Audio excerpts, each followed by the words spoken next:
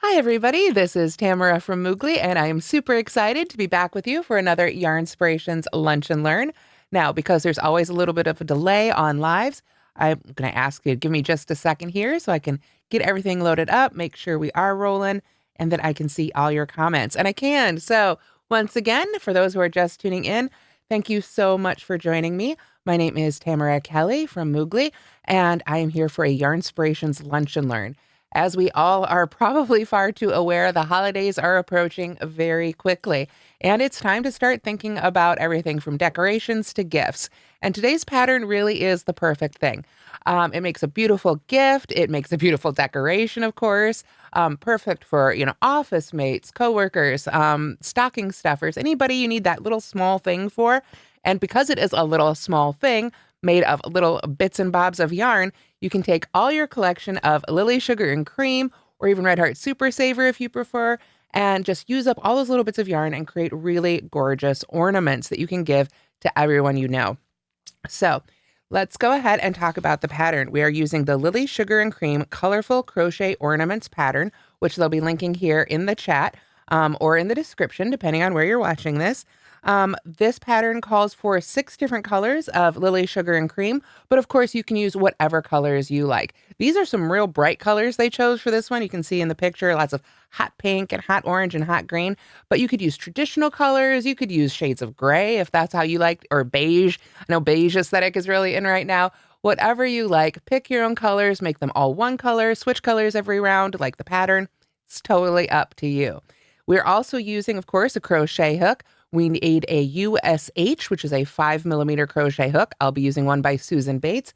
And then we need a base ornament to build our ornaments around. Now, in the pattern, it calls for a 2.5-inch diameter ornament. Measuring mine, I think mine are about 2 inches, but like anything else, when you have to buy an outside supply for your crochet project, sometimes you have to fudge it a little bit. And I've made the first half of an ornament, and I think it's going to fit over my 2-inch ornament just fine. So if you have trouble finding exactly 2.5 inch in the store, I would maybe go just a little bit smaller rather than a little bit larger. A little bit larger, you're going to have to stretch it a little bit more, but a little bit smaller, I think will work just fine. So with all that said, now that everybody's here, let's go ahead and switch over to the hand camera and get started on our ornaments.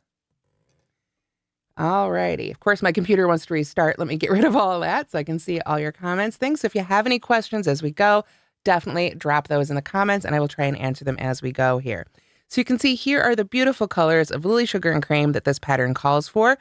Each ball, however, each ornament, if you will, only uses 4 of those colors. So let's look at the written pattern real quick here together. Here you can see it's to fit around a 2.5-inch diameter round ornament. I found these at my local craft store, big box craft store, and they're about 2 inches as far as I can tell by measuring them with a ruler, which is kind of difficult to do, but I think they'll be just fine, like I said. A couple things. They have you changing colors by switching with the last 2 loops on the first color, that whole thing, finish 1 stitch with the new color. I'm going to recommend, if you do as instructed here, where we break the colors every round, I would suggest finishing them off with your needle and then rejoining. I think it gives a cleaner color change for this particular type of project, but really that's up to you. Also, if we look here, you see it starts with a chain 2 and then 6 single crochets in the second chain from the hook. If you're the type of person who prefers a magic circle, you can absolutely also substitute a magic circle. As you can see by looking at our ornaments, it's a pretty closed middle, so either one of those could work. Now, if you want to follow the color placement layout as written in the pattern, they've got rounds 1 through 4 in 6 different versions. But of course, like I said, this is crochet and you're making it your own, so you can absolutely do whatever color selections you like as you go. Each half of the ornament is only 4 rounds, and then we take those 2 halves and slip stitch them together with this flat slip stitch joining diagram. In addition to the written instructions, as you can see, there's also charted instructions, which is really nice. So I'm going to go ahead and set that aside, and let's pick out some colors. Now, if you are following this whole scheme as written in the pattern, what I'd highly recommend is that you go ahead, get your 6 skeins of yarn, and then take a marker or some kind and mark A, B, C, D, E, F on the labels, and that will make it a whole lot easier to just grab the one rather than flipping back and forth through the pages to figure out which color is which letter. Otherwise, you can just grab and go your favorite colors. So I think I'm going to go ahead and start with green for this one. So let's push these other out of the way here. And you can pull Lily Sugar and Cream from the middle if you want to. I prefer to just usually pull from the end. That way I don't have to deal with anything extra that comes out in the middle there. And if I want to, I can always put it over one of those yarn spinners. So I'm going to go ahead and pull up some yarn here and come up back to the end here. So here we are at the end. So let's go ahead and let's try it out as it's written. I'm going to come a little closer to the camera here. I'm going to put a slip knot on my hook and start with a chain of 2. 1 and 2. Then we're going to work 6 single crochets in that second chain from the hook. So that very first chain we made right next to the slip knot. Like I said, if you prefer to make a magic circle, you can absolutely do that and just work 6 single crochets into that magic circle. So let's see, there's 2 and 3. And of course, as we keep adding them all to this chain, it's going to force us around that chain. So I just go ahead and tuck that end over. There's 4 and 5 and 6. And if you find that you did this method and your center isn't closed up as much as you'd like, you can always use your tail end here and your yarn needle to close that up before you weave in your ends. And you will want to weave in all your ends before you're doing your 2 sides together. So just a little note about that. Now, the way the pattern is written, they would have us join with a slip stitch, which we are, can do. And then, but when we do that, we would be first finishing this stitch with the next color. So they have you stop here, start the next color, and then do the slip stitch. I'm going to recommend you actually do it a little bit differently for a little bit cleaner color change. It's non-standard, but I get to give the tutorial, so I'm going to give you what I think is going to give you the best results in the end. What I'm going to do, rather than joining with my slip stitch, before I do that, I'm going to go ahead and cut the yarn. And then I'm going to pull up on that tail end and put it on my yarn needle. Like I say, I think this, since you have to weave in your ends before you can join it all together anyway, I think this is just a cleaner color change way, a little more elevated, if you will. And like I say, you've got to weave them on anyway, so we've already got it on our needle here. So let's just double check. We've got 1, 2, 3, 4, 5, 6. So that right there is our first stitch of the round. But that's where we would normally slip stitch, we need to maintain our stitch count. So I'm going to go to the second one in, that second single crochet we actually made. And I'm putting my needle right underneath those top 2 loops from front to back like that. Just the same way I'd put in my hook. Then I'm going to pull, and I'm going to sort of straighten out my circle here. Because if we joined with a slip stitch, it would be kind of bunchy too. But we want to just pull it till that little thread right there, you can see right there that I'm pulling on, the one that's moving, is about the size of any of the rest of these stitches. Then I take the end of that needle and I go right back into the stitch it came out of, the very last one. What we're doing is we're creating sort of a duplicate stitch or a false top of the stitch for the first stitch there. See, we adjust it. So it maintains our stitch count, but now we've got a really nice clean color change. We don't have a slip stitch that we could accidentally work into. And we've got our yarn on our needle, so we can go ahead and weave in our ends if we like. Now, for the sake of time today, I'm not going to do that. We'll just pretend I've done that, and we'll move on to round 2. So that's it for round 1. Like I say, this is great for using up little bits and bobs of any yarn you've got left over. Such a great way to, use what you have to make something special for someone special. And of course, you can, customize these for sure. If you've got the hollow ornaments like these, you could even put special things inside that will peek out through. But it's great for on the travel too. Like a lot of us are going to be traveling next week, and small projects like this are so great for on the road. So for our second round, we are to start with a chain 4, which is going to count as our double crochet and chain 1. So I'm going to go ahead. I'm not going to pick the one I sewed. I'm going to pick a different one because I like to move where I join around the circle. By doing that, it hides any seams that might show up, any telltale joins. So I'm going to insert my hook in any of those stitches, yarn over with my second color. I chose orange just because it happened to be laying there next. Pull that loop up and through. And now I'm going to chain 4. 1, 2, 3, oops, 3, there we go, and 4. Now that third one is going to count as the top of our first double crochet, and that fourth one counts as our chain 1. So then we want to double crochet in that exact same stitch. And if you'd like, you can go ahead and crochet over your ends. I do recommend still weaving them in, but nothing wrong with crocheting over for some of them, for some of that length, and get them nice and tacked down there. There we are. So we've got a double crochet, chain 1, and a double crochet all in that very first stitch. Then, let me come back to our instructions here and double check. Yes, we work 1 double crochet, chain 1, and 1 double crochet in each of the remaining single crochets around. So let's do that together. Let's find, there's our very next stitch right there.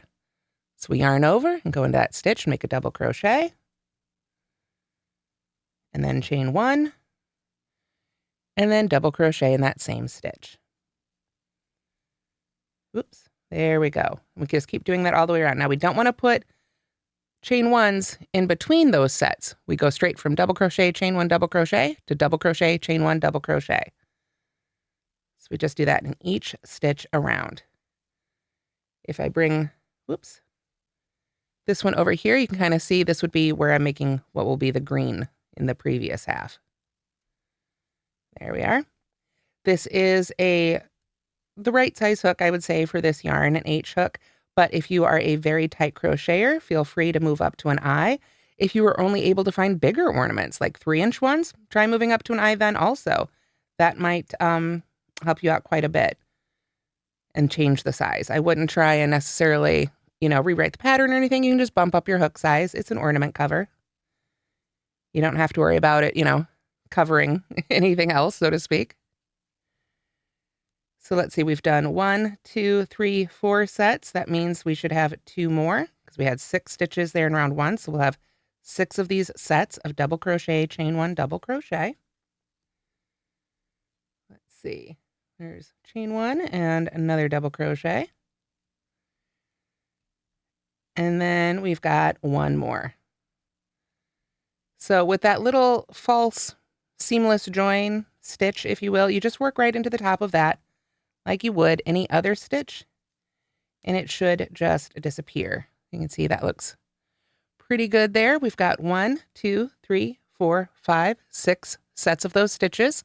And now we can do the same thing. We could finish this last double crochet with our new color and then slip stitch and join, but I think it's also just a little bit less fiddly to go ahead and break our yarn and do the sewn join at this point. Then we're not trying to, manage 2 yarns and getting ends tangled and all that stuff. We've all been there, right? A little bit more difficult. This is, I think, just a little bit easier. And like I say, you have to weave those ends in anyway. Might as well do it here as we go. So we want to remember that first chain 4 counted as our chain 3, our double crochet and chain 1. So we want to make sure. Now I'm just going to go ahead and go, because I know how the next round works and I'm not as worried about maintaining stitch count, I'm just going to go into the top of that chain 3. It's always a good idea. We always say read ahead on your patterns, just like read ahead on a recipe. I know we don't always do it. Guilty of it myself. But for this one, now that I've made it, I know I can just go ahead and join right there, pull that real tight, and then weave in those ends. And we're going to have a really nice looking circle there. There we go. Now you can see as I go, it's going to start to cup. So that's okay too. We want it to cup because it's going to go around objects. It's not meant to be completely flat like a coaster the whole time. So I'll just secure that end down a little bit here. And then, like I say, for a real one, go ahead and weave in both your ends. But for now, let's grab our pink and do round 3. Let's see, I need to take care of all my yarns here and all my yarn labels.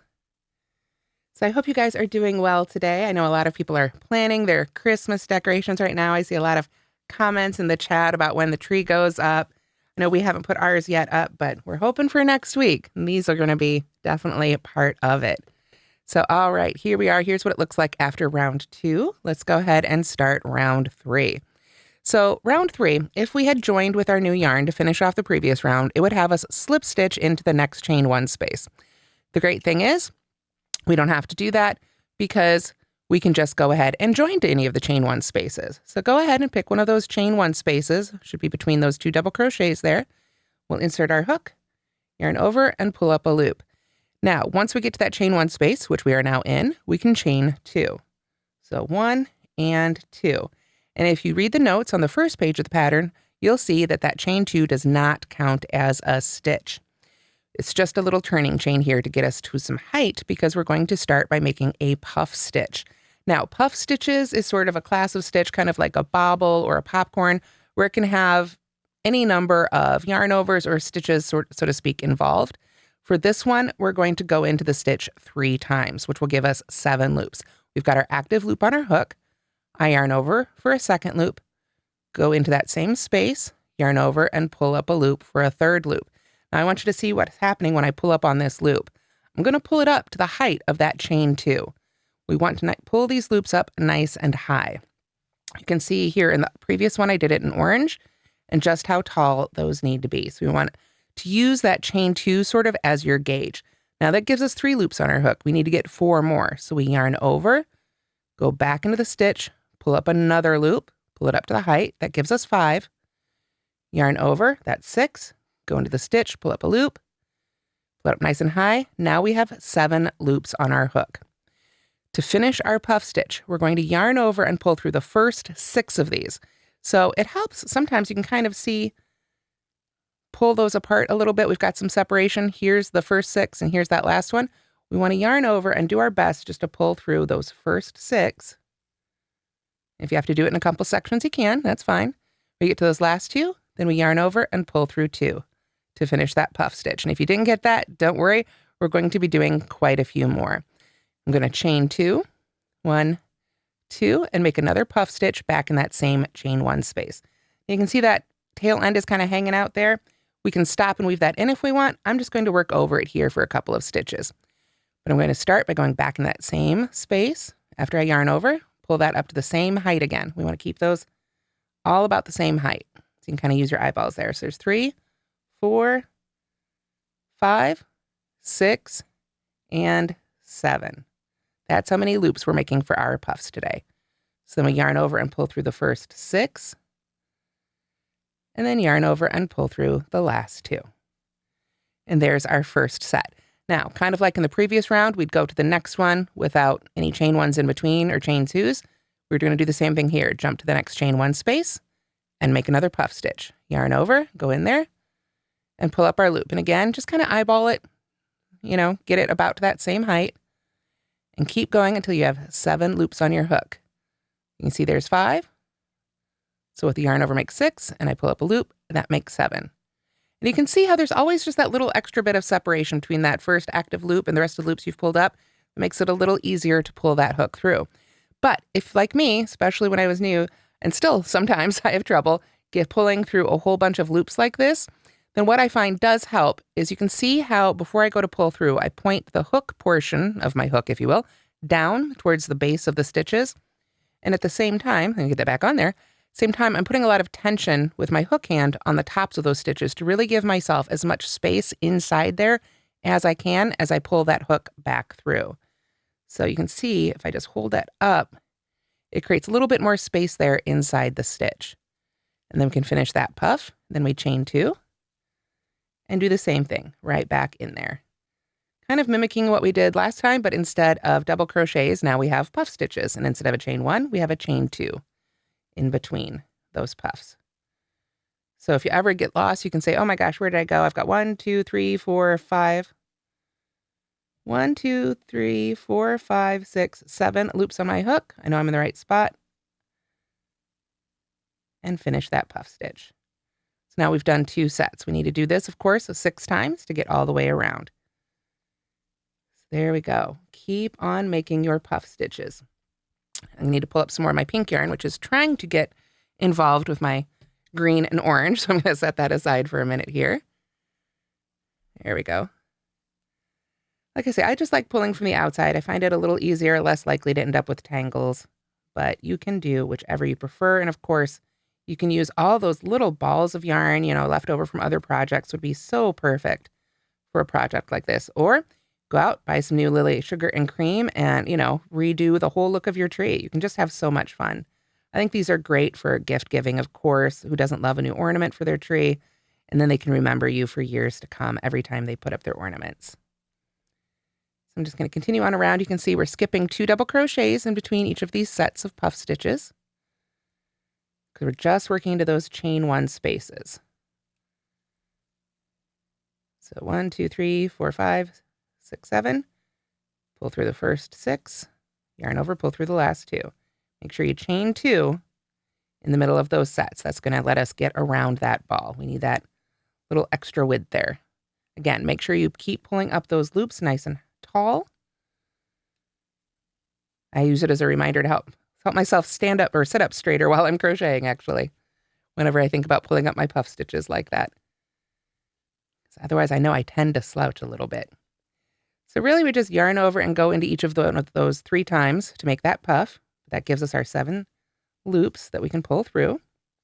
You can see as I'm coming around here, mine is starting to do that curve too. Put a little bit more yarn. The first rounds, of course, require significantly less yarn than this round. This one probably is the biggest yarn eater. So if you've got, if you are working from scraps, make sure that the puff stitch round is the round you have the most yarn set aside for. There we go. So we've got that set done. We move on to the next chain 1 space, and that's our last one. So you can see here we are making this live. It is not a super lengthy project. Definitely something you could do in the waiting room or, while waiting in the car for the kids. Whatever little scraps of time you have, you can use up those scraps of yarn as well. There we are. So we've got that next puff stitch all set up. We've got our 7 loops on the hook. Pull through 6, yarn over, pull through 2. There we have it. Now, I always like to double check. Did I miss anything? Got 1, 2, 3, 4, 5, 6 sets of puff stitches. We've got our chain 2s in between each of those sets. So we know it's going to move around our ball here. Now we're ready to finish off this yarn. Again, I could slip stitch with the new yarn and everything, but I'm just going to go ahead and cut it because I think this is a little bit easier and neater. Put that on my yarn needle. Now for this next round, if we look ahead, we are going to be working in each puff stitch and in each chain 2 space. Oh, my yarn split a little bit there on my yarn needle. Sometimes when that happens, I just fold it over to give myself sort of a nice clean fold to get through there. There we go. So for this one, I don't want to get too fancy with it. I'm just going to go right into the top of that puff stitch and pull it up really tight. I go right back in the top of the last puff stitch. I'll just pull that really tight together. And I'll know as I work the next round that there is a little slip stitch thing there, but it's teeny tiny. And I'm just going to be working into the puff stitches and the chain spaces. So that's going to be really easy to count. So I'm just going to secure this one down. There we are. And again, if I were, if I had all the time in the world, I would go ahead and weave in those ends. But since we are limited to our lunch and learn time, I'm going to keep going with round 4. So round 4, let's see, I've mixed up some other colors here. I don't want to use white because I think it's harder to see on the table. So let's go ahead and pull in some yellow, mix it up a little bit here. And pull that label off and use just a little bit. So you can imagine, gosh, I can't even imagine how many ornaments you could make with these 6 skeins of yarn. I don't think it says on the pattern. I don't know if they did the math, but you could get, with 6 skeins of yarn, you could definitely make a whole bunch of ornaments. That is for darn sure. All right, I've got the end of my yellow here ready to go. It is pretty bright. You know what? That is really bright against this white. Let me grab some teal instead, just to make it a little easier to see. I think that yellow is going to be difficult to see against our light here. So if I can find the end of it, we'll do the teal. Here we are. All right. Yes, that's much easier to see. Okay. So for our last round, round 4, we start with a chain 2 and then a half double crochet in the first puff stitch. So that chain 2 again is meant to be sort of a turning chain. We can go right to that first puff stitch and put our half double crochet in there. If you like to join with a half double crochet, you can do that. Otherwise, we just put our hook right in the top of any of these puff stitches. Again, I like to pick one far away from where I joined just to mix it up and not leave any visual clues where the seams might be. I'll yarn over with my yarn here and pull up a loop. And then I like to start my half double crochets with sort of a tall chain 1. Some people prefer a chain 2. It's really what works best for you and your gauge. Everybody crochets a little differently. So I always recommend that you experiment with both and see what seems to match your half double crochet best. After we're attached here, we can go ahead and work our half double crochet in that first puff stitch. Again, I'm just going to crochet over that end to help tack it down for me here so it doesn't try and pull out. There we go. There's our first half double crochet. Then we work 3 half double crochets in the next chain 2 space. So that's right there in between our puff stitches. I'm just going to grab that tail end again to help tack it down. So there's 1 and 2 and 3. All right, so half double crochet in the puff stitch, 3 half double crochets in the chain 2 space, half double crochet in each puff stitch. So we know there's 1 here to finish off that set, right? So each set is a half double crochet in the puff, 3 half double crochets in the chain 2, half double crochet in the last puff. Then we do the same thing, half double crochet in the puff, 3 half double crochets in that chain 3 space, 1, 2, 3, and then half double crochet in the top of each puff. 1 to finish it off, and then 1 to start the next set. Brings us to the next chain 3 space, half double crochet 3 times in there. 1, 2, and 3. So you can see we've got a lot of ball shape here already. If you did manage to get larger ornaments, you can stretch that out a little bit. If you needed to get 3-inch ornaments or something, I would recommend maybe adding an extra half double crochet in that chain 2 space and see if that doesn't give you the width you need to get around a larger ball. That would be my solution for that. Now let's see, I've worked over the whole end. Normally I would leave a little bit to weave in, but we're just gonna keep going today for the sense of time here. Come to another half chain 2 space. We've got 3 there. 1, 2, and 3. Pull up some more of this beautiful teal yarn. I really like the color choices they made for these, but like I say, I think these would be beautiful in so many different colors, you know? You could also look into getting some of those carry-along threads, you know, to make things sparkly. Like I say, if you use the clear empty ornaments, you could definitely fill those up with something fun like fake snow or little surprises. There's just a little peek through with this pattern, so you'll be able to see a little bit of the inside of the ornament. So you can have a whole lot of fun with these for sure. All right, so I'm just half double crocheting in each puff and then 3 in each chain 2 space. Simple enough. We're all the way around here. Need just 1 more half double crochet in this chain 2 space. And then we don't want to forget that last puff. Finish out that last repeat. And now we are done with that part. So I'm going to go ahead and cut that end and pull up on it, and I will do another seamless join to finish that off here. So let me pull that end through. There we go. And at this point, you could join to that second one if you want to maintain your stitch count. I'm going to go back and look at this other half that I made previously. See if I can even find where I joined. That's what I love about this join. Sometimes I can't find it myself when I'm the one who did it. Good heavens. I did a really fantastic job on this one. I really can't tell where I joined at all. My goodness. I know it has to be in between one of these 2 sets of puffs, but go me. Okay, so let's go ahead. It looks like since I didn't add anything here, we want to go ahead and join to that second one. Whoops. Let me get centered again there. We're going to join to the second one because so we can maintain our stitch count.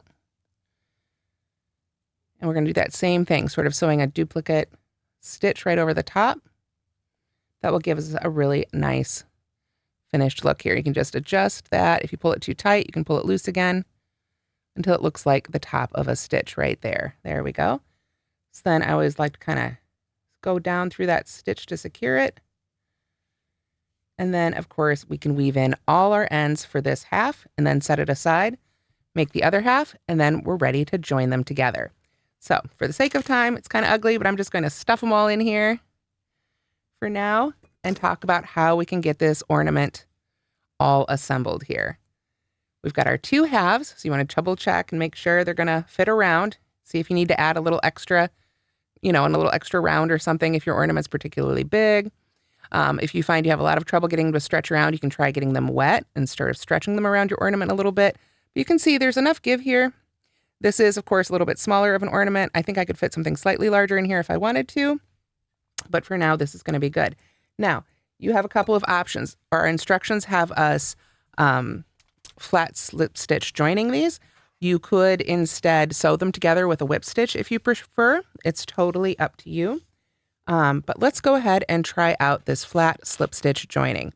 Now, there is a diagram for it here on the written instructions. You can see right here. And also you'll note they use a fifth color, so to speak, with for the seaming. They bring back bring back the first color for the seaming in each one. Again, you can use whichever color you like. Let's go ahead and try and use that yellow. I think it'll show up nicely against both of these two colors. So what we're going to do is we are going to grab our yarn here, and you could try and sort of match up where the puff stitches go if you want to. I'm just going to randomly pick one here. Make this one the one on the right, this one the one on the left. I'm right-handed, so I'm going to start on the right-handed. If you are left-handed, you can start going the other direction. What I'm going to do is I want to look at that last row I made. Let me bring it a little closer here. We want to look at the front loop is the loop on the outside facing us. The back loop is the one on the inside of the project. Now we're going to be turning it this way, so we just need to remember that the back loop, so to speak, is the one on the inside of the project. And that's going to be the same for this one. The outside loop will be the front loop. The back loop will be the one on the inside of the project, if you will. So go ahead and just pick a stitch. And we'll insert our hook into the back loop of this one. And then we're going to insert our hook under the back loop of this one. Find our yarn end, get it straightened out again here. Yarn over, and pull that loop through both. Okay, looks kind of crazy right now, but let's keep going. I'm going to get that tail end, put it down here out of the way. Okay, I'm going to go to the next. Get that a little closer here. I'm going to go to the next stitch, go through that back loop only on this side. Go to the next stitch on this side, back loop only. Yarn over, pull through both of those and the active loop, just like that. Then we keep going. It's kind of messy, kind of crazy at first. Find that very next stitch on this side. It was trying to hide from me for a second there. Get that centered again, go under that back loop there. A little easier to see on this side. Find that next back loop there. Yarn over and pull that loop all the way through, just like that. We just have to keep doing that all the way around. Now, we don't want to go all the way around, of course, because then we won't be able to get our ornament in there. But you want to get, I'd say, at least halfway, probably just over halfway. And then we can squeeze our ornament in and then finish it up with the last few stitches. So you can see I'm just taking my time, picking up those two loops, yarn over, and pull it all the way through. And you can see that makes a really lovely seam right there. Again, if you don't enjoy doing this part, you could absolutely just whip stitch these together if you prefer. This one does take a little bit more time. Oops. There, we dropped that loop. Let me go back in there and get it. Just pull that all the way through. There we are. Yes, I saw somebody say, Kathy says she has a box of these ornaments in her stash. I'll tell you what, Kathy, so did I. That's how I found these. I had a big box of these that I had bought for another project about 4 years ago. And I went through and I was excited to find 2-inch ones for this project, which I think are going to work just great. Like I said, definitely, if you're like me, you've got that craft room full of random stuff, right? See what you've got in there. It's also a great way to give some new life to old ornaments. I've got some that I bought, back when my husband and I were still dating. And I'll be honest, we still put them on, but they're kind of in the middle of the tree to kind of give that filled in look. And I think adding a new cover like this would really give those a lot more life and interest. now that the metal's kind of all flaked away and they've got kind of that mottled look, which is nice too, but this would be a wonderful way to recycle those ornaments, the ones that are older and dingy and maybe just not even your colors or your style anymore. You could absolutely recover those. And I think that little bit of sparkle peeking out between the yarn would be really lovely as well. Just have to be careful with those breakable ones, that's for sure. These plastic ones that come in the big bin are a fair bit more sturdy than those, that is for sure. But yes, this could be not only just using up your, odds and ends of yarn, but definitely breathe some new life to those ornaments you already have on your tree. And if you can't find the crafty ones, then you can definitely head to the dollar store. I've noticed they've got a lot of the ball ornaments. You could get a whole new sleeve of those to recover as well. So let's see, where am I? Oh gosh, that went a lot faster than I thought. I'm just chatting away here. You can see, I don't know if we'll have enough room to slip our ornament in, or I might have to pull a few of those stitches back out. That was actually really fun. I really enjoyed that process of slip stitch seaming. So I don't know, maybe because mine's a little smaller, I'll be able to slip it in there. We'll see. Definitely would probably want to weave in that first end before you try and insert your ornament here. But we're already over time a bit, so for the sake of time, I'm just going to push it on in there. And you can see if I'd woven in that end, it would stay nice and tight. I would push my top right down there and then just finish up those last few stitches till I get to the top and weave in my ends. Unfortunately, I now realize we have gone about 10 minutes over time, so I'm going to go ahead and stop there and answer a couple of questions. Can you use the crochet as you go method to connect them? Perhaps you could probably do that. I would definitely try it. It's a small enough project to do a little bit of experimenting with, that's for sure. Give it a try. It's just a little bit of yarn, and even if the join as you go doesn't work, you can definitely seam them together another way. Thank you guys so much. I'm glad you guys are enjoying these ornaments. It is a really just fun, simple pattern. And once you've got it, you could probably even experiment with some of the stitches, with some of the colors, and get some really lovely ornaments. Just make sure, like I say, to weave in that end, weave in all your ends before you do this last bit of seaming. Weave in the first end of this seam, if you will, before you get to the top. And then when you get up here, you can go ahead and just kind of stop right there, break your yarn, and weave in that end. So that is it for that. I think, like I say, we are officially out of time. This has been the Lily Sugar and Cream Colorful Crochet Ornaments. I want to thank you so much for joining me today, and I hope you have a wonderful holiday, and we'll see you next time for a Yarnspirations Lunch and Learn. Bye, everybody.